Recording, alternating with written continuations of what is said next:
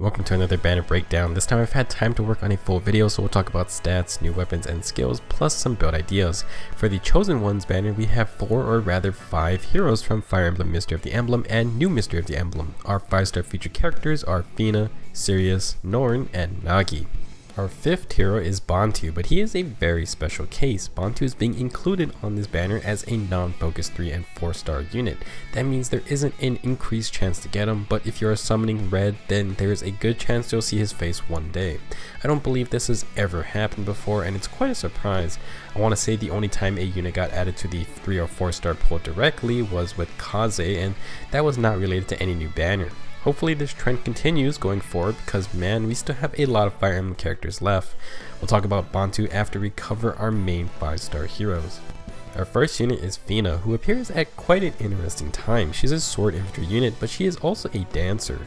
Phina was the first dancer for this series, and it seems she doesn't want to be left out from our crazy dancer only banner a few weeks ago. For stats, Phina is pretty crazy: 40 HP, 35 attack, 37 speed, 26 defense, and 23 resistance. 35 attack and 37 speed is legit better than what most of the regular sword infantry units come with, and it's not like her HP defense and res are super low either. She's not gonna like taking too many hits, but that's okay because her weapon is pretty insane too. Before we get to that, her ode skills include Dance, naturally. To go along with it is Geyser Dance 2, a dancer only skill that grants +4 defense and res to the ally Phina dances. Not bad at all. Phina has her own unique weapon, and it's the Rapier. It's a 16 might sword that is effective against armored and cavalry units, plus also grants Phina an extra +3 speed. Yep, so this dancer has 35 attack, a 16 might weapon, and 40 speed. That's not all though, because the Rapier also comes with Vantage 3, and that is pretty dang good. You know, it's an insane banner when you barely see anyone even talk about this weapon. The Rapier is actually incredibly strong in my opinion because having dual effectiveness plus Vantage built in works amazingly together. Generally, Vantage units want to take out their enemy in one hit, and what's better than getting an additional 1.5 times multiplier to your attack stat? Phina doesn't even have that low of an attack stat, so she's going to be doing good damage to armors and cavalry units. With room for a B skill in addition to Vantage, Phina can cook up some incredibly fun setups. She may not have range like Micaiah and her dual effectiveness weapons, but you can't really complain having all of these awesome effects in one package. For Phina's new A skill, she introduces Speed and Defense Form 3. Grants speed and defense plus X to unit during combat, with X being equal to the number of allies within 2 spaces and then adding 1. With 3 allies you hit the maximum +7 boost. This is only our 2nd form skill, and I never got Petra, so I'm not entirely sure how I feel about these skills, but there are a bit more flexible versions of bond skills. If you stay near the team, then getting at least +5 speed and defense should be no problem. For Phina, she will reach 47 speed if you get the maximum boost off this skill, and of course the extra defense is nice. For builds, you can have a lot of fun with Phina. She can be kitted out for full support if you wish, since she is a dancer, but with Rapier equipped, there is some room for neat skills to complement its dual effectiveness and Vantage abilities. First off, Fury makes Phina harder to kill in one round and lowers her health safely into Vantage range. From there you have fun things like Desperation and Brazen skills to have a strong offensive, and the extra attack from Brazens or Fierce Stance pair nicely with Vantage and its dual effectiveness. If things are really dicey, Escape Route can allow Phina to teleport around the map to her allies, and she at least has that Vantage ability to stay safe should she get attacked. For specials, Glimmer would be nice to take down high HP armor units, and Ruptured Sky could also be an alternative since armor units usually have high attack. To proc these 2 specials, we have Special Spiral, and combined with Vantage, Phina can act like Ares. Of course, with Vantage, having Distant Counter is another awesome skill and just makes her more versatile. While I wouldn't say she is going to be an insane threat, you just need to be a bit careful around Phina if you have armored units or cavaliers on your team. Just like the previous banner of powerful dancers, I think Phina is definitely awesome and worth using. Our next unit is seriously mysterious. Fire Emblem isn't exactly that crazy about hiding identities of mass knights, and Sirius is an example of that. He's a Lance Cavalier with 40 HP, 34 attack, 37 speed, 35 defense, and 16 resistance. A bit similar to Brave Eliwood if you picked him up, although Eliwood does outdo Sirius in attack and speed with his unique weapon equipped. Sirius is ready to duke it out with physical damage enemies, but with only 16 resistance, try to keep him away from dragons and mages. For his old skills, Sirius has Luna, which is great on just about any unit. His A skill is attack and speed solo, which is quite the premier A skill for attackers, and with his 3 movement, he'll have no issue distancing himself away from his team. For his unique weapon, Sirius has the Sable Lance. This 60 might lance accelerates special trigger, which is always a good effect to have. It also grants +4 to all stats during combat if Sirius is not adjacent to an ally. Interestingly, this is the same effect as Winter Ephraim's Festive Sigmund, but Ephraim is an armor unit, so mobility options aren't as crazy. Combined with his attack and speed solo A skill, Sirius will get +10 attack and speed and +4 defense and res just for being by himself. He will be pretty scary as an initiator, and you'll need a lot of speed to stop his doubles. For his new B skill, Sirius has low attack and speed 3. Inflict -3 attack and speed on the foe and neutralize foes' bonuses for attack and speed. Another low skill is here, and I just love the idea behind these skills. You get guaranteed -3 attack and speed on the enemy, and by getting rid of their buffs, it's going to be very tough to stop a 47 speed attacker. There's not a ton of B skills to experiment with on Cavaliers, so I do enjoy seeing another low get introduced. To take full advantage of it, be sure to inflict regular debuffs on the enemy and give Sirius his own field buffs like Honed Cavalry. While Sirius is a pretty scary Lance Cavalier, he comes right after Brave Eliwood, who also fills a similar role. Eliwood is totally focused on initiating and has a neat dragon and beast slaying weapon. Sirius could differentiate himself by using more defensive abilities, but with his super low res stat, he's just gonna take a lot of damage from any magic damage threat. Things like Vantage could work since he hits 60 attack with his solo skills, but honestly I would probably just prefer sticking to player phase builds. His slaying effect on his lance can lead to some fun special choices. He can proc Luna or Bonfire in one round of combat if he doubles, and he can activate Gale Force in 2 hits with Heavy Blade equipped. Since Sirius wants to be on his own, the new Rel C skills would be a nice option, although very rare at the moment. We would also benefit from wave buffs or things like attack smoke to take less enemy phase damage, or defense smoke and savage blow if you want to use Gale Force. For the most part, Sirius looks pretty good, but with Brave Eliwood just coming out as well, it's not like we are hurting for a strong offensive Lance Cavalier. Our third unit this banner is Norne. She's an infantry colorless archer with 42 HP, 32 attack, 36 speed, 31 defense, and 27 resistance. A pretty interesting stat line with decent attack, pretty good speed, and solid HP defense and res. Very good all around archer. Norne comes with a guard bow plus, so her decent defensive stats actually have a use. Combined with speed and defense link and reposition to activate it, Norne has a very neat base kit. She is going to be a pretty good user of the guard bow.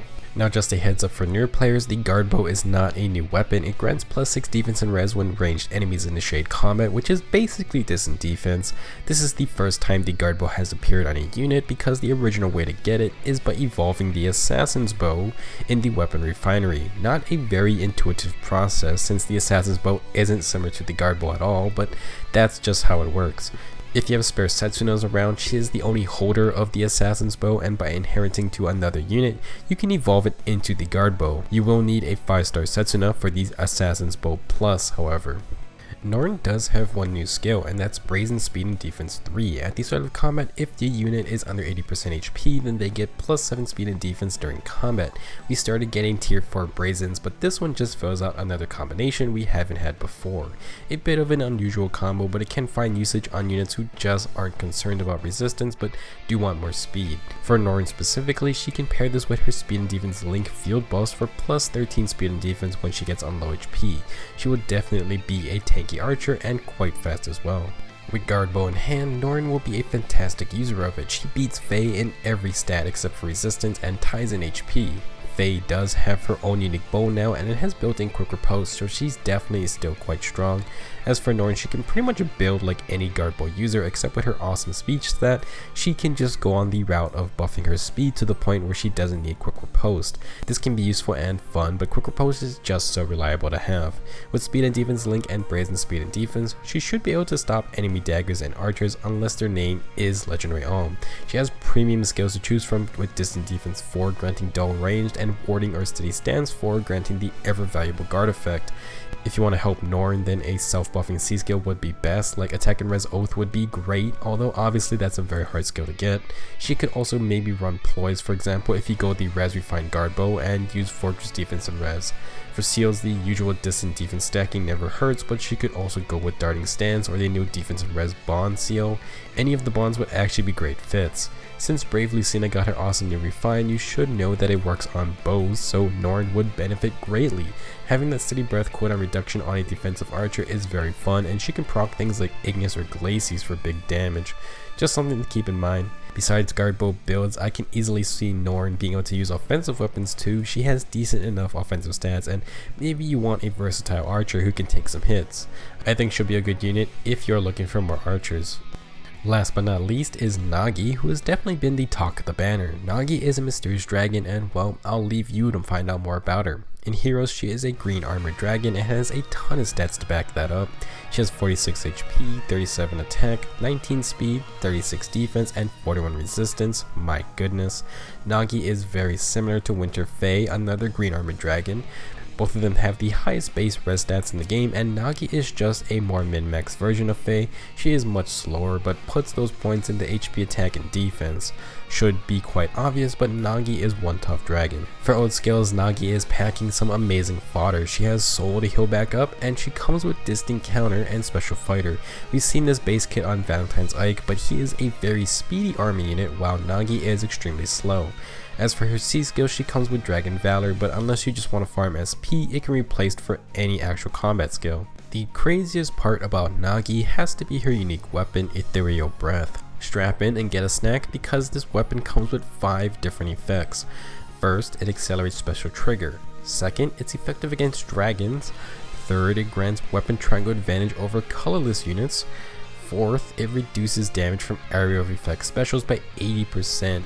Oof. And fifth would be the usual adaptive damage effect against ranged units. Now this is quite the weapon. The major talking point is the AoE special damage reduction, and it makes Nagi a near perfect hard counter to Ophelia, who loves to spam AoE specials. Ophelia already has a tough time against Winter Fae because she has a very high base res stat, but Nagi has that and completely destroys the damage from whatever AoE special is used. With distant counter and special fighter, Nagi then gets to counter back, and Ophelia is most likely dead anyway. She will be an exceptional mage tank, and with the Raven Tome effect on this weapon, she will mess up any colorless archers or daggers as well. Important to know that this also gives Nagi an advantage over the couple of colorless dragons who have become major threats like Fallen Young Tiki or Fallen Corrin. I'm not completely sure if she can stop Legendary Alm, but I have to assume she is a better off spot than most tanks. With Special Fighter and Soul, Nagi will be able to heal on her counterattack, so she is definitely going to be a crazy tank to take down. As a dirty Special Spiral Feeler user myself, I'm a bit worried about Nagi, so I'm gonna have to need someone to take her down on my team. For builds, there's not much to discuss because Nagi is very min-max and she's basically a monster tank from the get-go. With Ethereal Breath's accelerated special trigger, Soul is a 2 cooldown special, and with Special Fighter, Nagi charges it up off of 1 attack. She can counter back at any range, and if you had Quick Riposte, she can repeat this should she get doubled. Special Fighter also blocks enemy special charging to keep her safe, which is very nice. You can go with all kinds of tank skills if you want something different, like Fortress Defensive Res would be just disgusting to see with some field buffs. Nagi isn't invincible since she is both weak to dragon effectiveness and armor effectiveness weapons, and being green means she is extra weak to all those Falchion Lords. This includes Brave Alm and his crazy high damage output. She can use Sylvanas Shield to stop Armor Slayers, but she may not be able to fend off many Dragon Slayers. If you don't have Falchions or Armor Slayers, well, you may be in for a rough time, and if your main strategy for modes like Aether Raids is using Ophelia or other AoE Special Spiral abusers, well, then you may want to find yourself some Nagi slaying teammates. As mentioned earlier, Bantu makes his debut on this banner but is a 3 to 4 star unit, not a 5 star only one. This makes him much easier to get down the road, and you can fish for your desired boon as well. He is a red infantry dragon, and being Tiki's guardian, he is sort of a mix of adult Tiki and young Tiki. His stats include 45 HP, 34 attack, 28 speed, 35 defense, and 26 resistance. A little slow, but with great defense and workable resistance.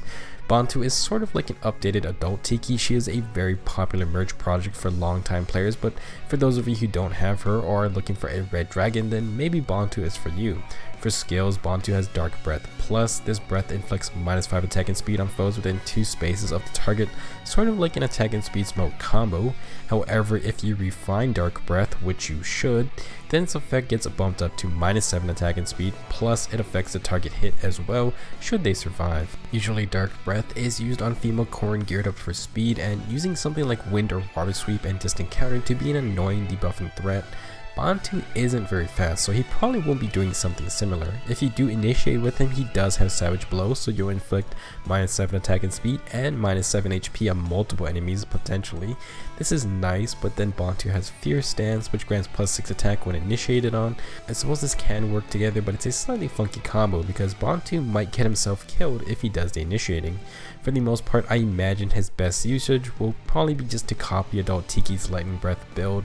It's simple, it worked for Tiki, and it'll work fine for Bantu. The combo of Lightning Breath plus Steady Breath and Aether worked very well for tanky dragons.